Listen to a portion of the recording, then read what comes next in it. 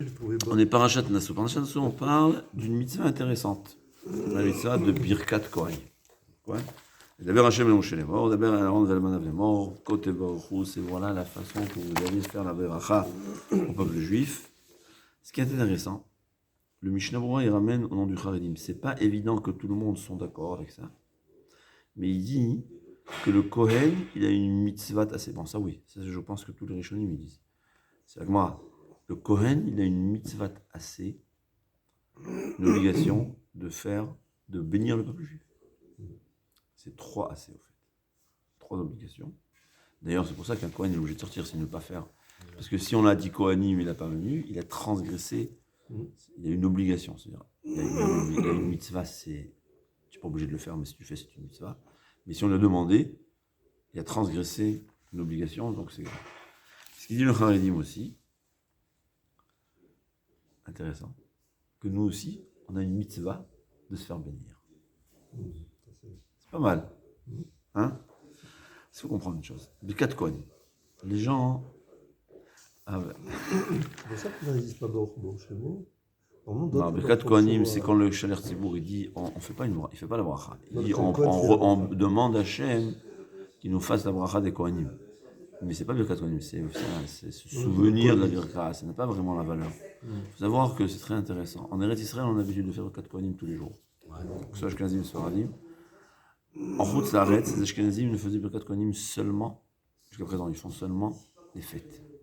Pourquoi? Parce qu'il faut faire dans la joie. Et le seul jour de joie, c'est les fêtes. Toute l'année, on est dans les... Et Sfaradim, nous, ce que je me souviens dans la jeunesse, c'est que je pense qu'on faisait Birkat Kohanim seulement les Shabbatot. Et puis comme Moussaf. Moussaf de Shabbat. Ouais, mais il y a aux États-Unis des Sfaradim qui font chaque jour. Peut-être que les Khalabim, les Syriens, je crois, ils font chaque jour. Pardon? Moi, je suis monté à Paris, là, chez les là, à Perret, à la grande synagogue, ils font tous les jours. Ils font tous les jours. C'est-à-dire, il y a des Sfaradim qui ont repris cette coutume-là, ils ont changé la coutume, ils font chaque jour. Et d'ailleurs, Rav Steinman et tous les rabbanim ashkenazim, quand ils sont en Chutz La'aretz, pour ne pas rater la mitzvah, ils vont prier chez Sfaradim, ou après la tefila, ils sont présents pour la Birkat Kohanim, justement, parce que c'est une mitzvah, c'est une grande mitzvah. Ouais. Mais c'est quoi l'importance de cette mitzvah? C'est très intéressant. Le Zohar, il ramène... Hein? Non, c'est beau ça. C'est le Sfaradim exprès pour gagner une mitzvah. Beaucoup de gens... C'est magnifique. Il y avait une fois le Briskero, le Rav de Brisk. Une fois le Rav de Brisk. En plein Shmoneh Esrei, Chazarat Hashem, il s'aperçoit qu'il n'y a pas de Kohanim, il a demandé d'arrêter. Ils sont partis chercher des Kohanim de la région. Alors, il y avait même un chassid. Il dit Rav, quoi, c'est tellement important, Birkat Kohanim. Il dit, je te comprends pas, toi tu voyages des jours et des jours pour aller recevoir une bracha de ton rébé. C'est important, c'est bien, Chazal Shalom, rien de mal. C'est peut-être, des fois, il lui dit, mais c'est une bracha. Mais là, il y a une bracha d'Akadosh Baruch Hu. C'est quoi Birkat Kohanim? Je vous dis. Il dit, je dis au Béné Israël, au Kohanim de faire la bracha, de bénir le peuple juif, et moi, je vais les bénir. Donc c'est quoi Birkat Kohanim? C'est une bracha d'Akadosh Baruch Hu. Hein, c'est mieux que quoi? Ça vaut la peine de voyager 2 jours pour ça, non? Alors d'attendre 10 minutes, ça, c'est sûr que ça fait partie. Et c'est très intéressant d'abord.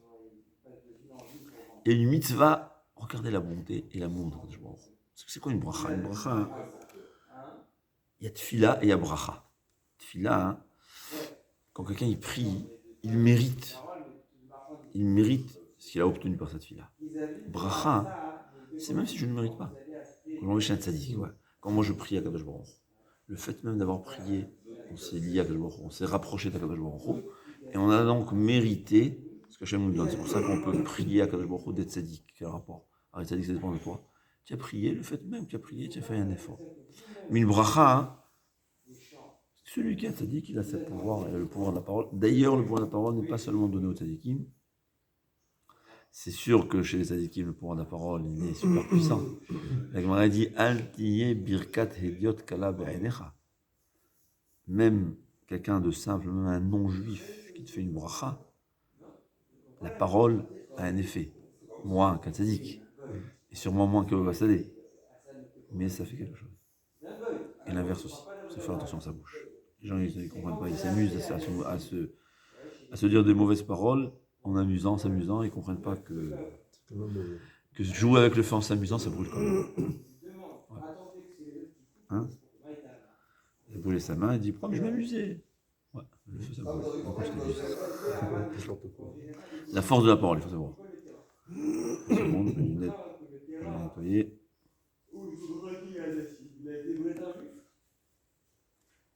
Des lingettes, monsieur. Oh, c'est rare que c'est comme ça, Quand c'est aussi sale que ça. Mais c'est pas grave. D'accord? Il ramène un Zohar à Kadosh. Tu peux me. Là, j'ai. Dans pour faire le code. le Zohar, il dit que le moment. Justement, le moment de Birkat Kohanim, c'est les Rachamim. Ouais. Il dit comme ça. Beotasha, au moment où les Kohanim font la bracha, il y a la miséricorde qui se trouve dans le monde. Et celui qui prie à ce moment sur un problème qu'il a, un malheur qu'il a, c'est l'occasion où Hachem il pourra lui changer le malheur. Dans la Gemara, le Yerushalmi dans Masechet Sota, il dit que chaque jour, il y a malédiction qui se multiplie et c'est la Birkat Kohanim qui va annuler la malédiction. Il faut savoir. Il y a le Chesed la Halafim, il est très intéressant. Il dit un homme, quand il fait la bracha, la Birkat Kohanim, il faut. C'est quoi? Alors, le Zohar, quand il donne notre droit, quel est notre rôle? D'être attentif au Birkat Kohanim. Ouais, c'est très important, il faut savoir, on n'a rien le droit de faire en fait. Le Birkat Kohanim, il ne faut pas bouger. Si là devant, tu es là en train de recevoir une bracha, il faut être en face des Kohanim, ne rien faire, sauf être attentif au brachot. Et il dit le Chesed la Halafim, tu peux penser à la bracha, que cette bracha s'applique même pour toi et toute ta famille. Mais qui ne sont pas présents, par exemple ceux qui sont en Eretz Israël, ils ont leur famille qui est en Chutz La'aretz. Il dit, même Krovei Mishparto, ça veut dire, il dit sa femme et ses enfants, mais peut-être aussi ses frères. En tout cas, le Shla Kadosh, il dit Krovei Mishparto. Krovei Mishparto, c'est doit être les proches, sa famille proche. Je ne suis pas sûr que c'est seulement ses enfants. Je pense que ça veut dire aussi, ça peut être ses frères ou ses neveux. Je m'imagine. En tout cas, il ramène ici aussi, il y a 7 brachot au fait. Ouais. Il y a 7 brachot. Voilà. C'est quoi les 7? La première bracha, c'est 1. Après, il y a 2, ouais. Yevarecha Hashem ve'yishmerecha, c'est une bracha. Yevarecha Hashem panav elecha vichuneka. Non, c'est Yevarecha ve'yishmerecha, ça fait 2. Yaer vichuneka, ça fait 4. Issa ve'yasem lecha shalom. Je ne vois pas où c'est les 7, mais en tout cas, il dit, comme ça, le ramène dans Sefer Yetzira. Il ramène, il y a 7 brachot, c'est quoi? La vie, shalom, chokhma, osher, le bonheur. Chokhma, ça veut dire la sagesse, ouais. Le bonheur. Chen, c'est quoi chen? La grâce. Ouais. Les gens, tu plais aux gens. Non, chen, c'est la chante chinam. Ouais, tu plais plus. C'est intéressant quand tu es un bon vendeur. Zera, de vos enfants. Et même shala. Même shala, cholette, c'est quoi? Être gouverneur, mais peut-être dans le chose. Être un. On est tous.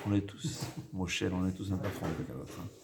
De ses enfants ou de sa femme ou de ses employés. Mais ça veut dire qu'on va t'écouter. Ouais, tu n'auras pas besoin de te répéter. Tu n'auras pas besoin de répéter 3 fois à tes enfants quoi faire. À ta femme, je dis pas.